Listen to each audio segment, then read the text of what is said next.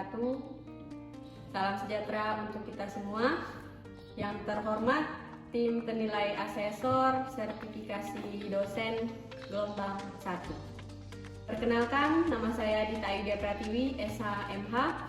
Saya adalah salah satu dosen tetap Prodi Hukum Universitas Patimura, program studi di luar kampus utama Kabupaten Kepulauan Aru.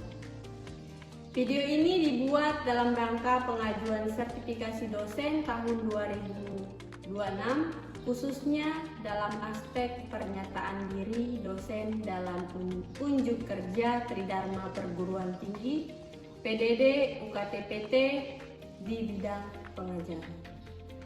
Seorang dosen berdedikasi penuh pada dunia pendidikan melalui Tridharma Perguruan Tinggi. Saya mendedikasikan waktu dan keahlian saya untuk membimbing generasi muda, mengembangkan keilmuan, serta mengabdikan diri bagi kemajuan masyarakat. Matahari baru saja menampakkan sinarnya di ufuk timur Kepulauan Aru, namun langkah kaki saya sudah bergegas menuju ke ruang kelas. Mengajar di daerah 3T, wilayah tertinggal, terdepan, dan terluar di Indonesia dengan segala keterbatasan, fasilitas justru memacu saya untuk berinovasi. Di program studi hukum SDKU Universitas Patimura, saya mengampu beberapa mata kuliah, dan salah satunya mata kuliah yang saya pilih yaitu Hukum Tata Negara dengan bobot SKS 4 SKS. Dalam praktiknya mata kuliah ini akan ditempuh sebanyak 16 kali pertemuan pada semester 2. Adapun unsur pengajaran yang berdasarkan DIA, Delivery, Interaction, Assessment. Hukum tata negara adalah cabang ilmu hukum yang mengatur bentuk, susunan, dan fungsi lembaga-lembaga negara, hubungan antar lembaga negara, serta hubungan kekuasaan antar negara dan warga negara. Adapun capaian mata kuliah di Prodi Hukum PSDK Universitas Patimura meliputi 4 aspek. Yang pertama, aspek sikap, aspek pengetahuan, aspek keterampilan umum, aspek keterampilan khusus. Mata kuliah ini bertujuan agar mahasiswa mampu memberikan bekal pengetahuan mengenai konsep dasar hukum tata negara, sistem ketatanegaraan Indonesia, kewarganegaraan, HAM, demokrasi, sistem pemilu, pemerintahan daerah, dan peradilan tata negara.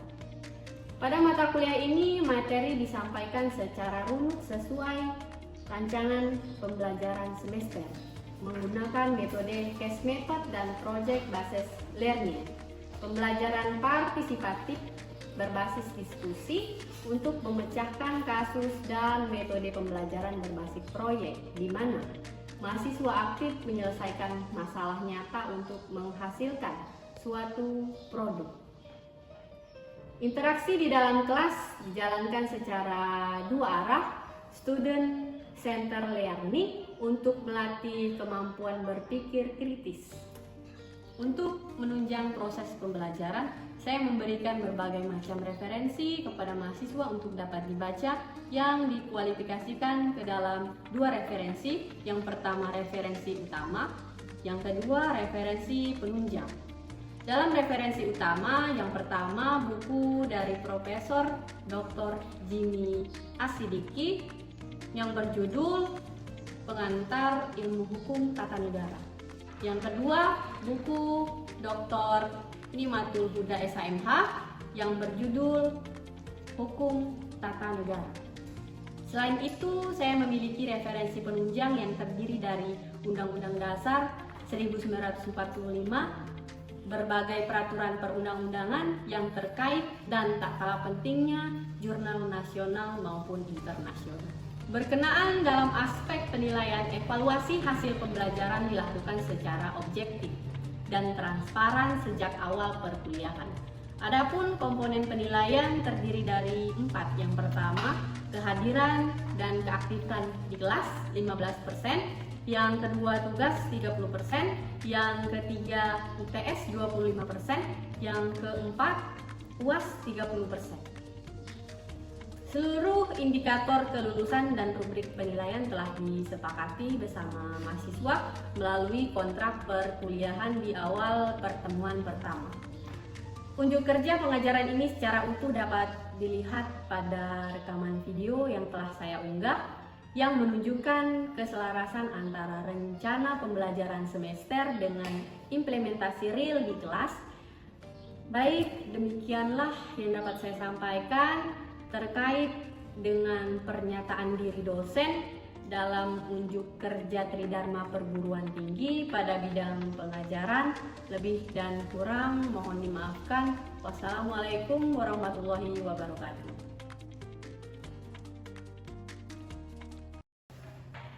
Bismillahirrahmanirrahim. Assalamualaikum warahmatullahi wabarakatuh. Salam sejahtera untuk kita semua.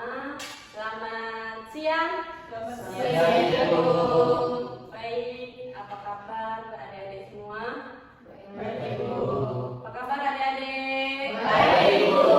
Sehat? Sehat, Ibu. Alhamdulillah, puji syukur kita dapat bertemu kembali pada mata kuliah Hukum Tata Negara. Pertemuan yang kedua. Oke, baik.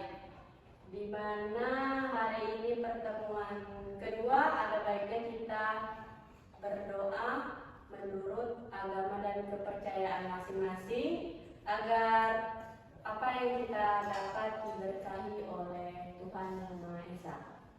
Berdoa dimulai. Berdoa selesai. Baik, saya absen dulu ya. Ada yang tidak hadir nih? Ada yang tidak hadir? Semuanya hadir, Ibu. Oke, Benedikta Jonlet hadir, Ibu. Rista Usman hadir, Ibu. Ezra Hadir. Gabriel Hadir, Ibu. Yansius Hadir, Ibu. Eslin hadir, Ibu. Semua hadir ya? Ya, Ibu. Alhamdulillah. Sebelumnya kita melanjutkan pokok bahasan sumber-sumber hukum tata negara. Untuk itu kita mengingat kembali apa pelajaran minggu lalu, minggu pertama. Kita ada bahas mengenai hukum tata negara. Hukum tata negara. Di mana di dalamnya ada pengertian hukum tata negara dengan objek. Untuk itu ada yang coba ingin menjawab apa itu hukum tata negara? Ya baik Ibu, terima kasih Ibu atas kesempatan yang diberikan. Ibu, menurut saya hukum tata negara itu menurut pandangan saya sendiri ia mempelajari tentang bagaimana suatu negara itu dibentuk dan mempelajari juga tentang bagaimana negara itu dijalankan. Mungkin itu saja Ibu. Jadi hukum tata negara menurut pendapat TNI bagaimana suatu negara dibentuk dan bagaimana suatu negara itu dijalankan. Kemudian ada yang mencoba ingin menjawab? Menurut saya, hukum tata negara adalah cabang ilmu hukum yang mengatur tentang bentuk negara, susunan pemerintah, hubungan antara lembaga negara, serta hubungan antara negara dengan warga negara. Jadi bisa disimpulkan bahwasanya hukum tata negara adalah ilmu yang mempelajari tentang perjalanannya sebuah negara berdasarkan hukum dan konstitusi. Atau bisa kita garis bawahi menurut pendapat Chris bahwa hukum tata negara adalah hukum yang mengatur organisasi atau susunan suatu negara. Kemudian yang kedua, objek hukum tata negara. Adik-adik semua ada yang ingin coba menjawab? Izin Ibu, saya ingin menjawab. Jadi objek hukum tata negara itu ada negara sendiri dengan konstitusi. Baik, jadi di sini objek kajian hukum tata negara adalah negara itu sendiri dengan konstitusi. Konstitusi kita apa? Undang-Undang Dasar 1945. Baik, kita masuk ke sumber-sumber hukum tata negara. Secara umum kita membahas sumber hukum tata negara. Sebelum kita bahas sumber hukum tata negara, kita bahas ke sumber umumnya. Baik, sebelum itu kita penting untuk mempelajari apa itu sumber hukum. Banyak pakar-pakar mengatakan atau pendapat-pendapat yang mengatakan bahwa sumber hukum itu yang pertama kita lihat segala sesuatu yang dapat menimbulkan atau melahirkan hukum sehingga menimbulkan kekuatan hukum. Yang kedua, segala sesuatu apa saja yang menimbulkan aturan-aturan yang memiliki kekuatan yang memaksa, mengikat, dan apabila aturan tersebut dilanggar terdapat sanksi yang tegas. Jadi ringkasnya kita lihat bahwa sumber hukum itu adalah asal mula. Lanjut. Mengapa kita perlu membicarakan sumber hukum? Yang pertama, untuk melihat derajat kekuatan hukum itu sendiri. Yang kedua, untuk menentukan bobot materi daripada hukum. Lanjut, di sini Utrecht membagi sumber hukum menjadi dua, sumber hukum formil dengan sumber hukum materi. Di mana kita lihat bahwa sumber hukum materi itu dilihat dari isi hukum. Kemudian ada sumber hukum formil dilihat dari bentuk-bentuknya.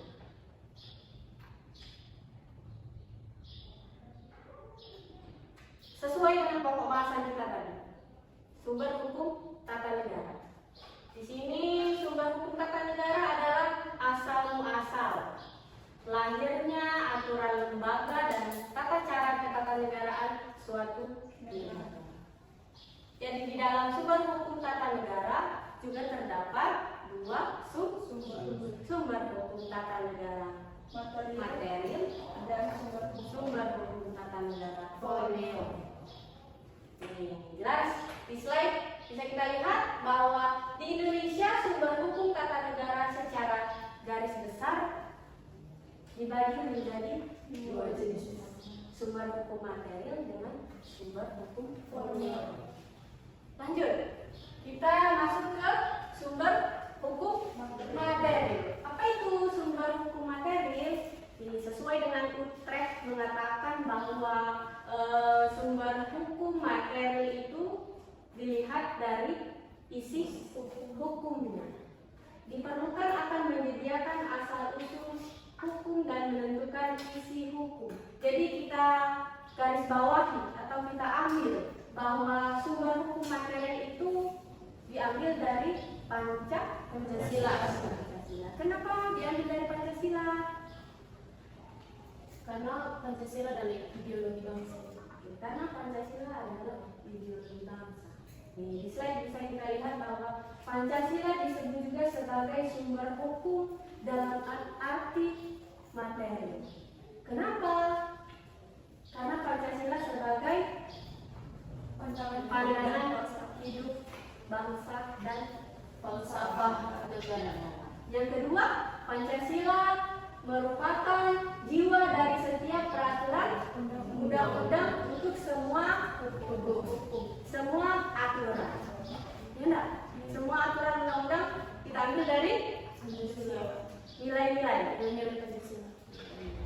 Yang ketiga ada Pancasila merupakan isi dari sumber hukum, di mana artinya Pancasila adalah pandangan hidup, kesadaran dan cita-cita hukum serta moral yang meliputi suasana kejiwaan dan wakas dari rakyat negara Indonesia. Apa contohnya dari sumber hukum material? Ada yang tahu? Kenapa bisa Pancasila bisa dikatakan sebagai sumber hukum material? Karena di dalam Pancasila ini terdapat nilai-nilai ideologi bangsa, tujuan negara. Ada di alinea ke-4. Benar? Mulai dari kehidupan, kemanusiaan, persatuan, musyawarah dan keadilan. coba baca dulu alinea ke-4. Alinea keempat Undang-Undang Dasar 1945. Kemudian daripada itu Untuk membentuk suatu pemerintah negara Indonesia yang melindungi segenap bangsa Indonesia dan seluruh kepada rakyat Indonesia untuk memajukan kesejahteraan umum, mencerdaskan kehidupan bangsa dan ikut melaksanakan ketertiban dunia. yang berdasarkan Ketuhanan Yang Maha Esa, kemanusiaan yang adil dan beradab, persatuan Indonesia, kerakyatan yang dipilih oleh hikmat kebijaksanaan dalam permusyawaratan dan perwakilan, serta telah mewujudkan suatu keadilan sosial bagi seluruh rakyat Indonesia. Jadi maka kita lihat bahwa sumber hukum materi ada di Pancasila dan ketentuan-ketentuan. 5 nilai Pancasila. Lanjut. Yaitu Oke. Kita ke sumber hukum formil. Sumber hukum formil yang dikenal dalam bentuknya, yaitu merupakan ketentuan-ketentuan yang telah mempunyai bentuk formalitas, dengan kata lain sumber hukum yang penting bagi pakar hukum. Di mana sumber hukum formil yang pertama ada di peraturan perundang-undangan. Masih ingat hierarki peraturan perundang-undangan? Pasal mana yang mengatur peraturan perundang-undangan? Hierarki peraturan perundang-undangan? Pasal 7 Undang-Undang Nomor 12 Tahun 2011 tentang peraturan perundang-undangan, di mana jelas hierarki yang pertama ada di Undang-Undang Dasar 1945. Yang kedua ada Ketetapan MPR. ketetapan MPR. Yang ketiga ada undang-undang atau peraturan perundang-undangan atau Perpu. Yang keempat peraturan pemerintah. Yang kelima peraturan presiden. Yang keenam ada peraturan daerah, provinsi maupun kabupaten. Jadi jelas secara aturan bahwa hierarki peraturan perundang-undangan ada di pasal 7 Undang-Undang Nomor 12 Tahun 2011. Di mana sumber hukum formil yang kedua ada Konvensi Ketatanegaraan. Apa itu Konvensi Ketatanegaraan? Konvensi Ketatanegaraan atau kebiasaan ketatanegaraan yang dilakukan berulang kali. Contohnya apa? Pidato. Saat apa? 17 Agustus. Itu kan dilakukan berulang kali setiap tanggal 16 Agustus. Masih sumber hukum formil yang ketiga. Yang ketiga ada jurisprudensi atau putusan hakim, putusan pengadilan terdahulu, di mana ia berkekuatan hukum tetap, khususnya putusan Mahkamah Konstitusi, kemudian Mahkamah Agung yang berkaitan dengan ketatanegaraan. Ada yang tahu contohnya?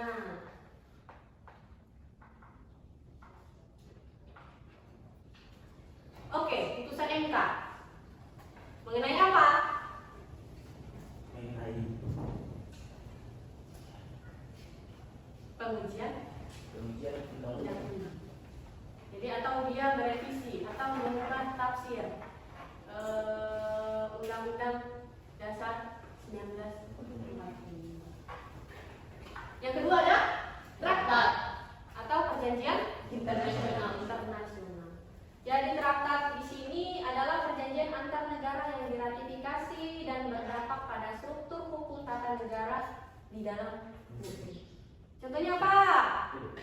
Izin menjawab, yaitu Konvensi HAM PBB yang diratifikasi di dalam pasal 28 Undang-Undang Dasar 1945 sebagai hukum sebagai hak asasi manusia. Kemudian ada yang mau kasih contoh lain selain konvensi PBB? Perjanjian mengenai apa? Hubungan bilateral negara, yaitu hubungan diplomatik antara Indonesia dan Malaysia.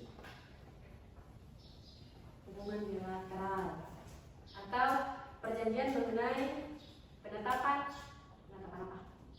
Batas Wilayah kedaulatan. Lanjut masih di sumber hukum tata negara formil. Yang kelima, doktrin. Apa itu doktrin? Pendapat para ahli. Di sini kita ambil bahwa doktrin adalah ajaran atau pendapat para ahli hukum terkemuka yang dikutip untuk menyelesaikan persoalan ketatanegaraan. Contohnya apa di sini? Ada yang tahu?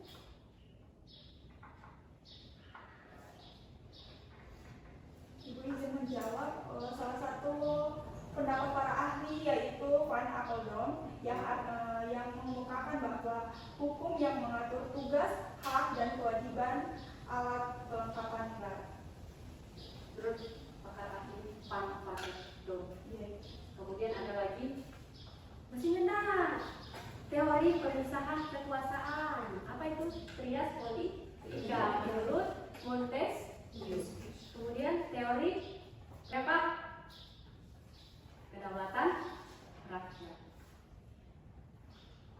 Oke, lanjut.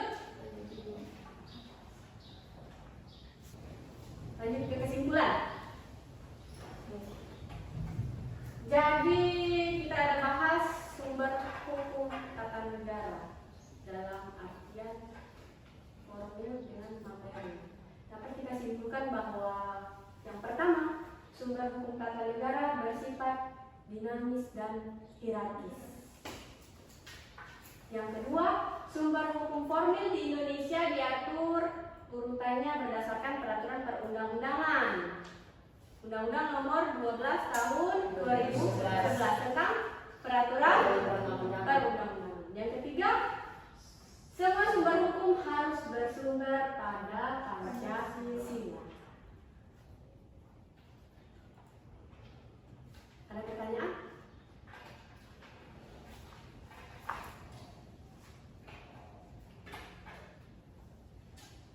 Kalau tidak ada, kita lanjut ke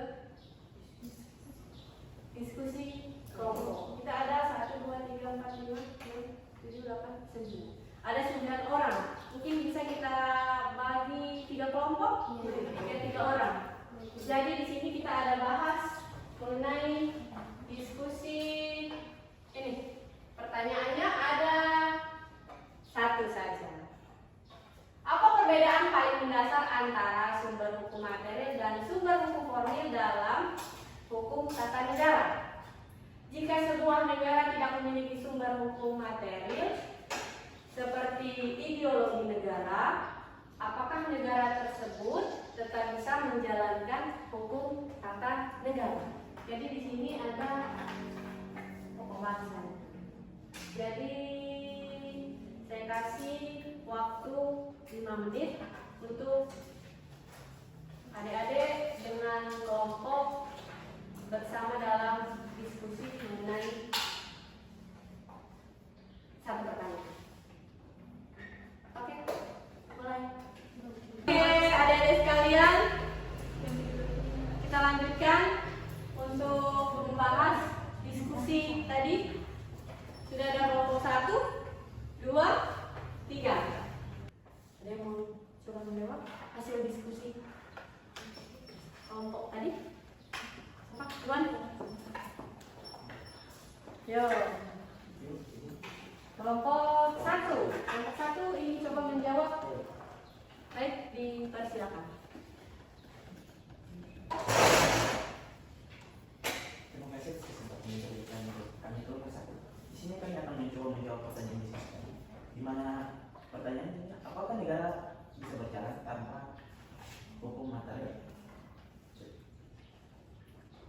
jawaban kami adalah secara langsung bisa, namun sistem pemerintahannya lemah. Seperti bisa kita bandingkan dengan Afghanistan, di mana konstitusi dan rezimnya seringkali berbeda. Ada republik, ada kerajaan, komunis, mujahidin, dan yang terakhir terlibat.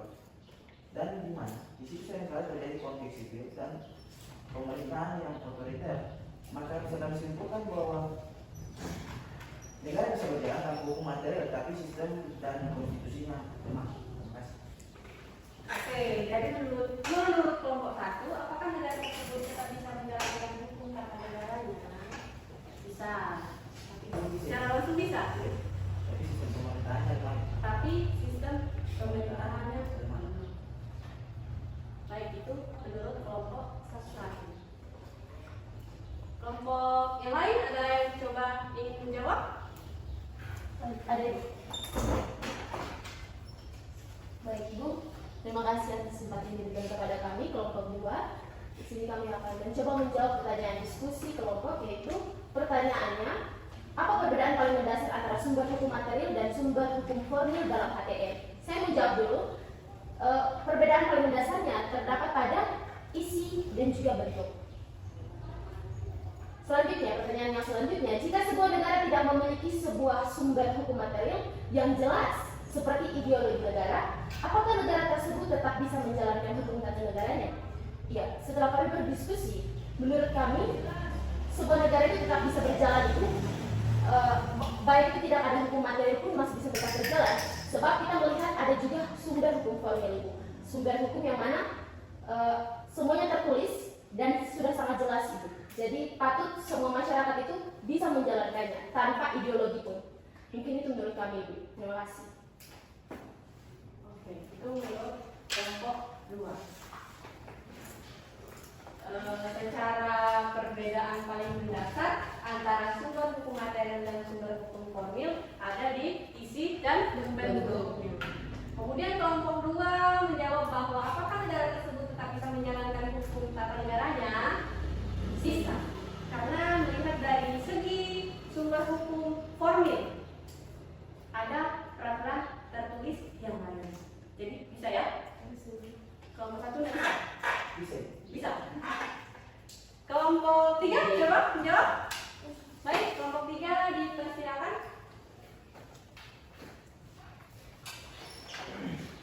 Baik, terima kasih atas kesempatan yang diberikan kepada kami. Di sini kami menjawab pertanyaan itu, jika sebuah negara tidak memiliki sumber hukum material yang jelas seperti ideologi negara, apakah negara tersebut tetap bisa menjalankan hukum tata negaranya? Di sini kami kelompok telah mendiskusi dan kami punya jawaban, yaitu negara tetap bisa menjalankan hukum tata negaranya, namun tidak teratur, dan sebaiknya harus ada agar pemerintahnya tidak lemah. Baik, terima kasih.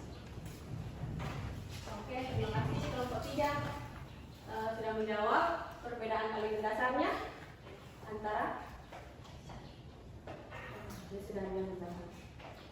Oke, kelompok 3 sudah menjawab.